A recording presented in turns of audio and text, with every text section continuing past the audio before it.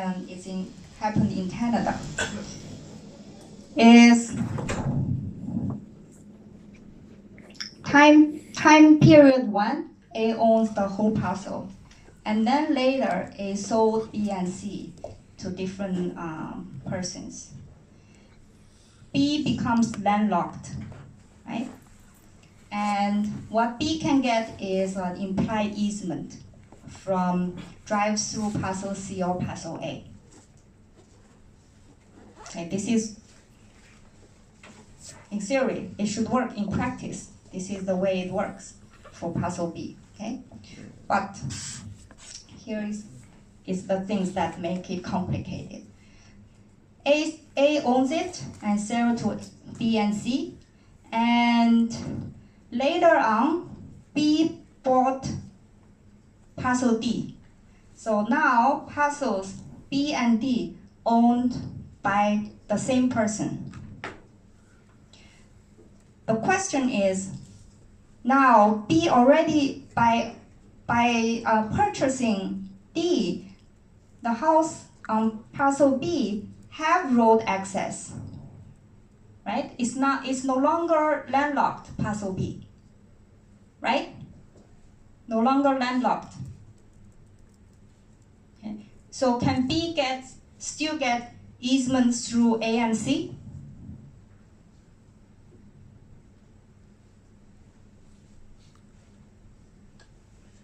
Can owner of B still get easement through B and C, through A and C?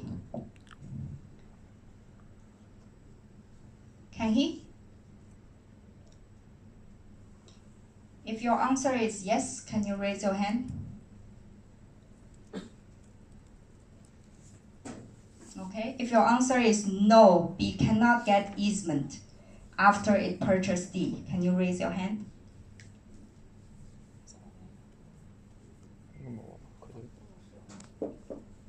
Okay, good. In fact, implied easement only applies when B, the owner of B, is landlocked. But by purchasing D, B is no longer landlocked. Okay, it has road access because the road is the yellow line, road access. Landlocked. Okay, so B no longer has implied easement if the owner has road access through his own property. Okay. But here makes the case much more interesting is, for some reason, later, owner of B and D sold parcel D to a different person. So now the situation is A, B, C, B owned by completely 4 different people. So that means B becomes landlocked again. It doesn't have any road access again. And what B request is, oh, now I don't have road access. So A and C, you have to give me implied easement.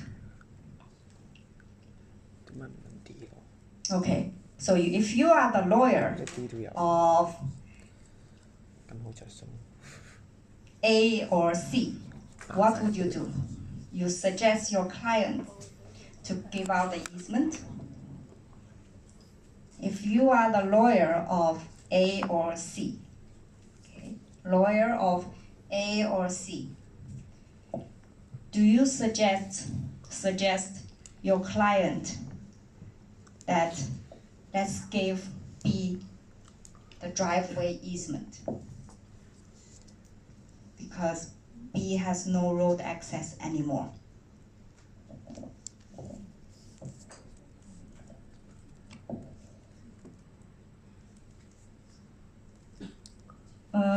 Okay, so another raise hand question.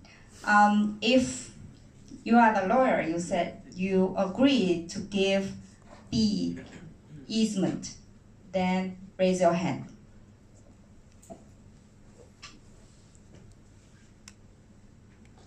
Okay, what if you refuse?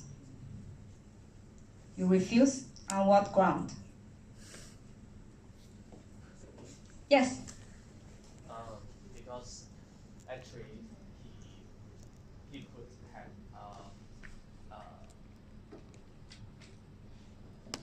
he could make contract with the owner of D, and then maybe when he sell the land to, and he can set you have to make the easement first.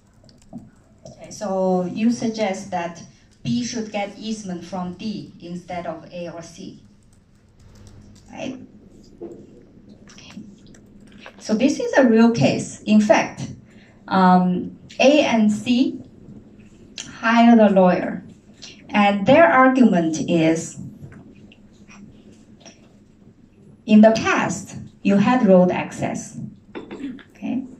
Although before B purchased D, B had implied easement, driveway easement. But later on, B didn't need that driveway easement because he can pass through D that belonged to him. Okay? That's in the past. But later on, whether you sold D or not to different person, it's your problem. You create the landlocked situation. B created the landlocked situation by himself or herself.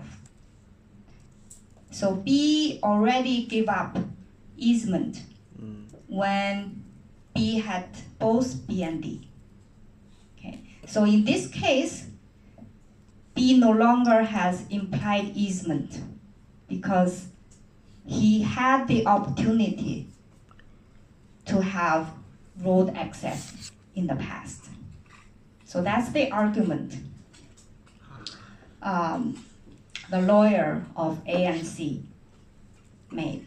And in the end, the judge verdict that no, B has to use, get an easement with owner D, no longer implied easement through A and C. Okay. That's what happened.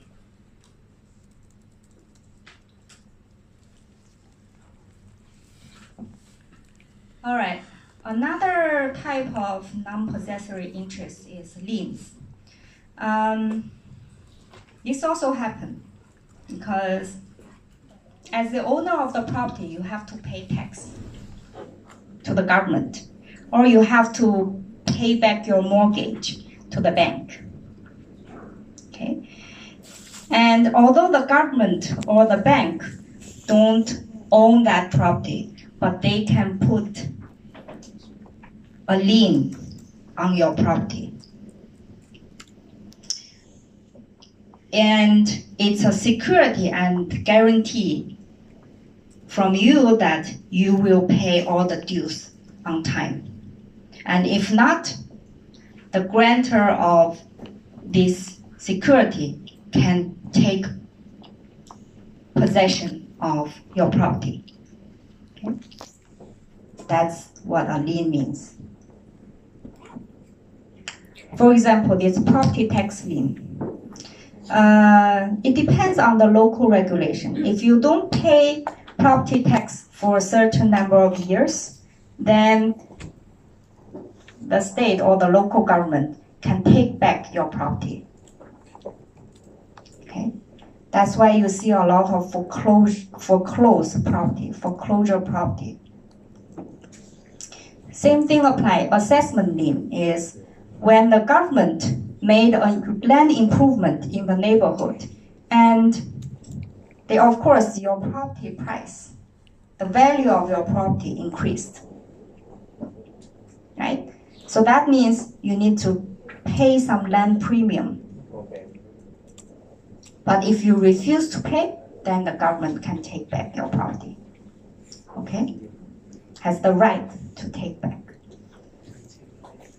The last one is related to contracts. Let's say you are the developer and you made some contracts with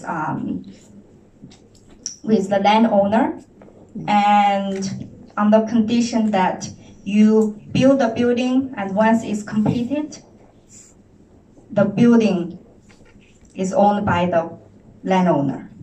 Okay? But if the landowner refuses to pay your fees or your construction costs, the expenses of the developer, then the developer, that means the landowner break the contract between him and the developer. Then the developer can retrieve the property. Okay, can take possession of the property.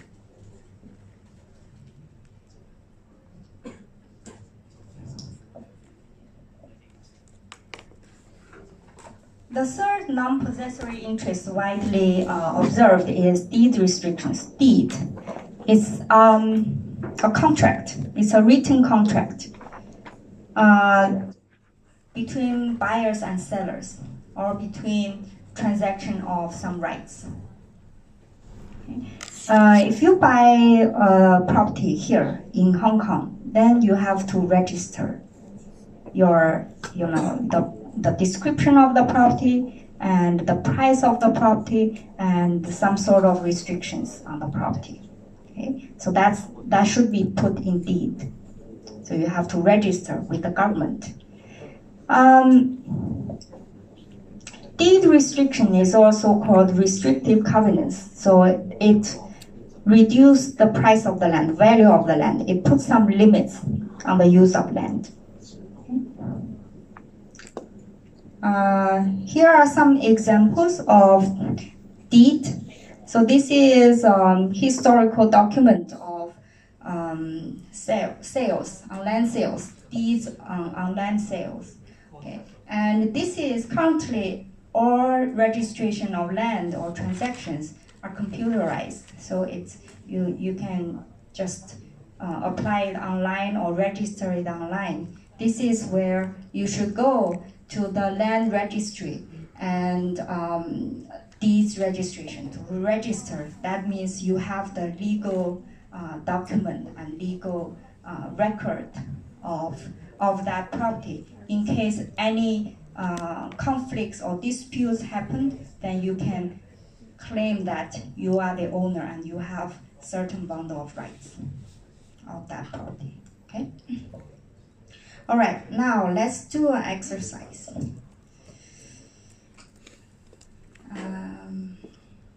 Maybe we take 10 minutes rest.